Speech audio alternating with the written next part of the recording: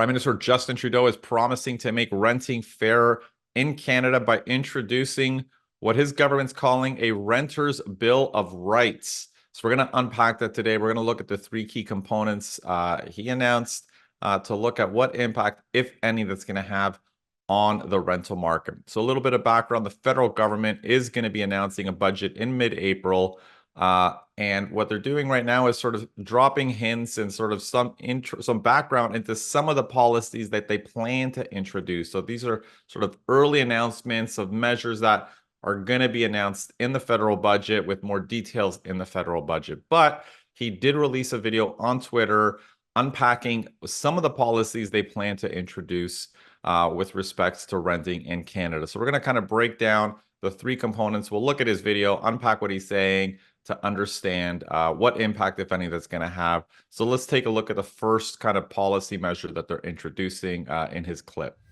If you're renting right now, you're going to want to hear this. Our upcoming budget is going to make renting fairer. That means making sure you can see what previous tenants of your apartment paid so you can negotiate a fair deal. So the first big thing that they're planning on doing is offering what they're saying is more transparency to tenants by letting a tenant know what the previous rent price was for the apartment that they're interested in. Now, I mean, I don't even know where to start with this idea. Let's just start off with the most obvious. I mean, it is irrelevant what a unit rented for 5 years ago if I want to rent it today. The only thing that matters today are what are today's market rents, what, the apartment next door rented for, what the one across the street rented for. That is the only thing that matters. I mean, and that's really the case even for home purchases. I mean, home purchases, we have data transparency. We can see the last time a home sold. But, the fact that a particular home sold for a certain price 3, 4, 5, 8, 10 years ago doesn't matter. I mean, it really just is a reminder of how much home prices have increased. And that's the same thing with rent prices. I mean, just looking back 5, 10 years to see what a unit rented for is really only telling us or showing us how rapidly rents have increased. It does not really help a buyer, or a tenant in this case, make a more informed decision, negotiate their rent with their landlord. So that's the first thing. I mean, knowing an old rent price is largely irrelevant information. The second is Canada's vacancy rate right now, or rental vacancy rate, is at a record low of 1.5%. Average rents have increased at a record high of 8% per year, and that's in 2023. So when vacancy rates are this low, I mean, it should be plainly obvious tenants don't have the power to negotiate with their landlord. It doesn't really matter what data you give them.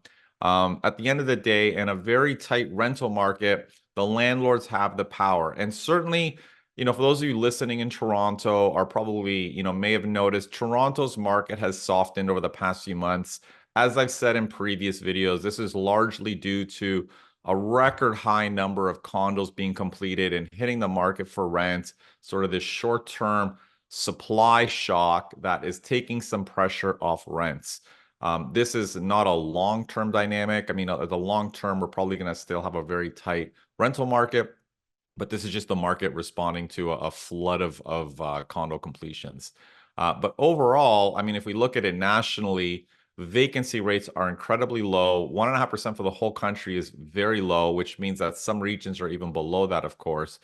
So tenants really don't have the power to negotiate. So just giving them data, is not going to help them negotiate with their landlord. So it's a bit misleading to suggest that they can.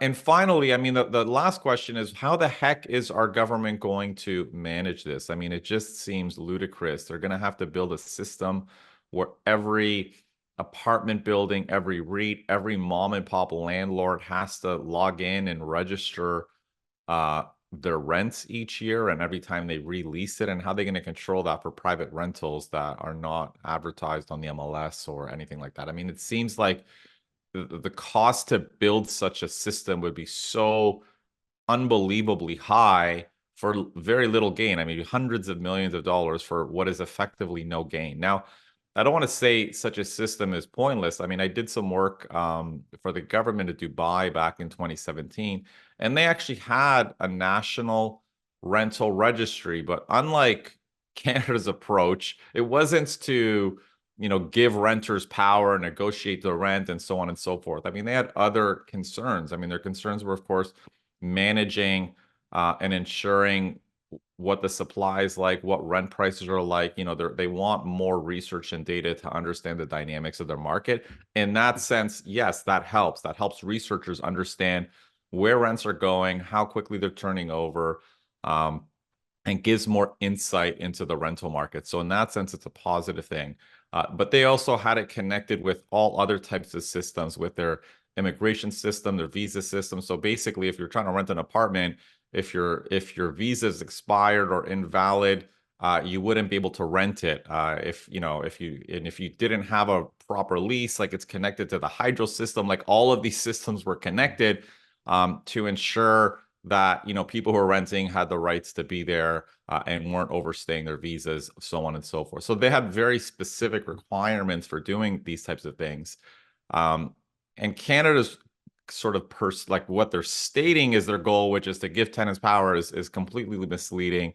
And quite frankly, it's just going to be a waste of money. I mean, if they're doing it for research purposes, maybe, but again, how much is it worth to spend for a national rental registry? So seems like a very odd pitch. And certainly one that's not going to help renters. Like I said, I mean, the bigger issue right now is vacancy rates are so low. So knowing what a unit rented 4 years ago is not going to really empower renters. So let's move on to the next promise of the Renters' Bill of Rights. It means making sure that your rent payments are counted by the bank towards your credit score. Doesn't make any sense for someone who pays $2,000 a month in mortgage payments to get credit for it, but not someone who's paying $2,000 in rent. So, they have this idea that they want to basically add someone's rent payments to their credit score. And obviously, if you're a good tenant and you pay on time, you get a better credit score. And if you're behind on your rent, it has a negative impact on your credit score. Now, the fact is, out of the thousands of people or tens of thousands who wants to buy a home in Canada but can't, the barrier to them buying is not that their rent is not on their credit score. I mean, the fact is, tens of thousands of people buy a home every year in Canada. Rent's not on their credit score, but they still have decent credit for other reasons and they can buy a home. But of the tens of thousands of people who can't, this idea that rent's not on their credit score is not the barrier. The barrier is that prices are insanely high to purchase and rents are too high for them to save a down payment. So it's completely bonkers to think that the challenge that renters are facing and the reason they can't buy a home, which is kind of what our government's implying, is that rent is not incorporated into their credit score. I mean, it is an insane idea to suggest that. The barriers, like I said, are high home prices, high rents, not this idea that you're not getting credit for paying your rent on time. I mean, good Lord, you can have a good credit score just by having a couple credit cards and a few other things and make those payments on time. So this isn't necessary. But again, similar to the last proposal, what the heck is involved in doing this? I mean, again, this is a mind-blowing idea. Like the costs associated with building a system where mom and pop landlords every month somehow are obligated to log in and say whether this month's rent was paid on time or not.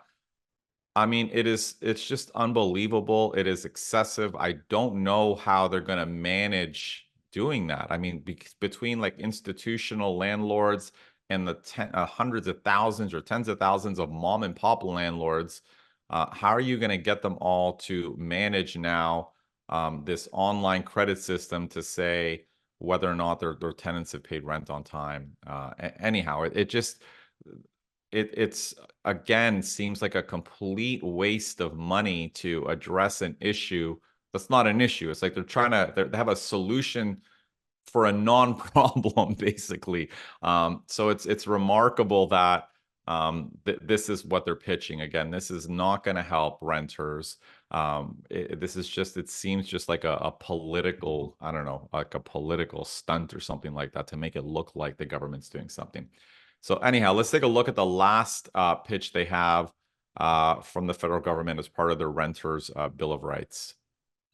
And we're bringing in new rights and protections for renters so that you don't have to stand up to rent evictions, bad landlords, or rent hikes alone.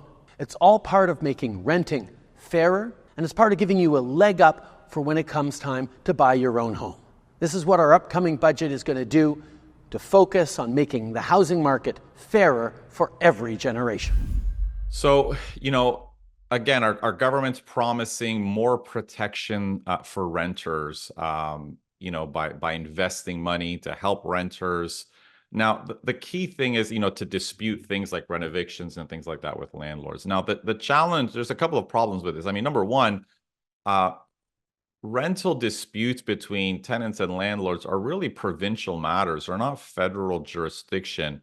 Landlord-tenant laws vary across each province. Some have rent control, some don't really. Some have different policies regarding rent evictions. So it seems odd that a federal government is trying to oversee and help that. I mean, and not to say that this idea of helping tenants is a bad thing. I mean, obviously, sure, there are a lot of landlords who are taking advantage of rent evictions. I mean, this is quite frankly something the provincial government should be doing more. But again, what the federal government's doing is investing $15 million, which works out to about 55 cents per tenant to protect tenants' rights, which does not really seem particularly helpful. And obviously, not every tenant is going to have a dispute. But this idea that they're spending 15 million on what to protect what and how they're going to manage that across jurisdictions seems incredibly odd. So I do not think this is going to have a material impact on tenants. So the question is now, well, what the heck are they thinking by announcing these policies? I mean, honestly, it doesn't take a lot of thought to understand, and I'm happy to say that these are really do nothing kind of policies. I mean, they're not really going to have a very big impact. And what's interesting is that the one policy measure that is going to have a big impact, which I discussed in last week's video, this idea that the federal government's going to reduce the number of non-permanent residents in Canada, that is going to have a far bigger impact on rent growth and affordability. It's not going to push rents down necessarily, but it's going to reduce the upward pressure. I mean, and I should say it might kind of put downward pressure a little bit on rents because, again, non-permanent residents are the more likely people to be renters, more so than, of course, permanent residents. And we're probably going to feel that more in provinces like Ontario and in regions like the GTA, where a disproportionate number of non-permanent residents are moving to. So that policy measure is probably going to have a much bigger impact than any of these ideas that have been bounced around about a renter's bill of rights. So I guess the one thing is like, oh, why the heck wouldn't the government promote that more? And I think the issue is that if the federal government kind of really kind of promoted that as a policy that would help rental affordability, I suspect, and I'm not a politician, but maybe they don't like doing that because it would imply that their previous policies up until now, they made a mistake by ramping up our population growth to 1.2 million people per year. Again, was effectively a decision they made. I mean, they could have scaled that back years ago. They decided not to. So to reverse course today and say this is helping renters, maybe what they'd have to also admit that they made a mistake over the past few years, which quite frankly, I mean, as a voter, I would actually find that far more refreshing. Like, I'd rather see the federal government say, we screwed up, this got out of control, and it's not all their fault. I mean, part of it's the provinces and student enrollments that had no limit. So, but it'd be far more refreshing, I think, to see a government say, we screwed this up, we're making changes, and we're on a better path, than to pretend that introducing some Bill of Rights is what's going to help renters. It seems quite odd. And again, I think the idea with the Bill of Rights is it's like a policy that is quite frankly going to do nothing, but I think it allows them to say that they're doing something, and it's not that different from the federal government just before the last election introduced something called the first-time homebuyer incentive, which was this shared equity kind of project where the government would kick in 5 or 10% of the purchase price to help first-time buyers. It's positioned in this big revolutionary idea that was going to help people buy a home. Uh, but it flopped. I mean, they canceled it, and of course they canceled it. I mean, it wasn't a solution to our housing crisis. Very few people actually enrolled in it. Very few people even qualified. Like in some of the most expensive cities, you couldn't even use the program because prices were too high and you needed to borrow too much. But again, I think it was a policy that they introduced before the previous election that allowed them to talk about things that they're doing, even if those things don't really work. And I have a feeling that's kind of what this renters bill of rights is all about. Um, it allows them to talk about the things that they're doing, even though they have no impact.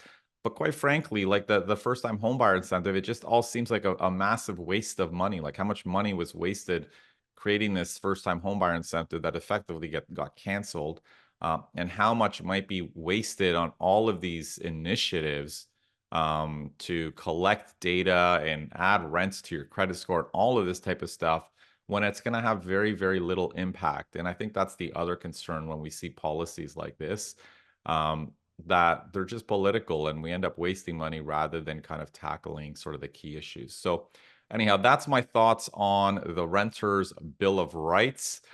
If you disagree, if you agree, please post your comments post your thoughts in the comments below. And until then, we'll see you all next week.